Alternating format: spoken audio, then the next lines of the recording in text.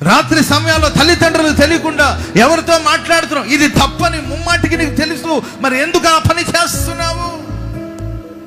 అపవిత్రమైనవి నేను అలరింప చేయొచ్చు, మనసుకు ఉల్లాసం ఇవ్వచ్చు. గంటలు గంటలు గంటలు గంటలు గంటలు గంటలు వాట్సాప్లో చాటింగ్ చేస్తూ ఉంటే మనసుకు హాయిగా ఉండొచ్చు. ఎవడో ముక్కుమూతి తెలియని మనిషి ఏంటంటే ఫేస్బుక్లో వాడితో చాటింగ్ చేస్తూ ఉంటే మనసుకు హాయిగా ఆహ్లాదకరంగా ఉండొచ్చు. కానీ ఏదో ఒకరోజు అది ప్రమాదానికి దారి తీస్తుంది. ఎంతవరకు ఫేస్బుక్లో ఎంతవరకు ఉండాలి అంతవరకే, వాట్సాప్ అనేది ఎంతవరకు అంతవరకే, సోషల్ మీడియా ఎంతవరకు అంటే అంతవరకే, శృతి మించకూడదు, ప్రమాదం.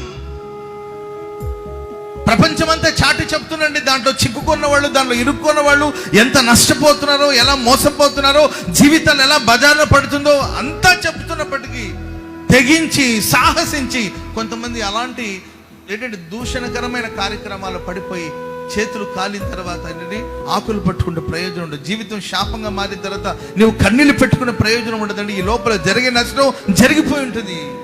నష్టం అనేది ఒక నీకు మాత్రమే జరిగితే పర్వాలా, నీ కుటుంబం బాధించబడతారు, నీ తల్లిదండ్రులు బాధించబడతారు, నీ పిల్లలు బాధించబడతారు, నీ తోడుపుట్టిన వాళ్ళు బాధించబడతారు, సంఘం బాధించబడుతుంది, దైవ సేవకులు బాధించబడతారు. కనుక ప్రియులారా, బైబిల్ స్పష్టంగా చెప్తుంది, వారికి దూరంగా ఉండండి, అపవిత్రమైన వాటిని మీరు ముట్టుకోవద్దు, మూర్ఖులకు ఈ తరము వారికి మీరు వేరే ఉండండి, అప్పుడు నేను మిమ్మల్ని చేర్చుకుందును. చప్పట్లు కొడుతూ ప్రభు నా మనస్సుని గట్టి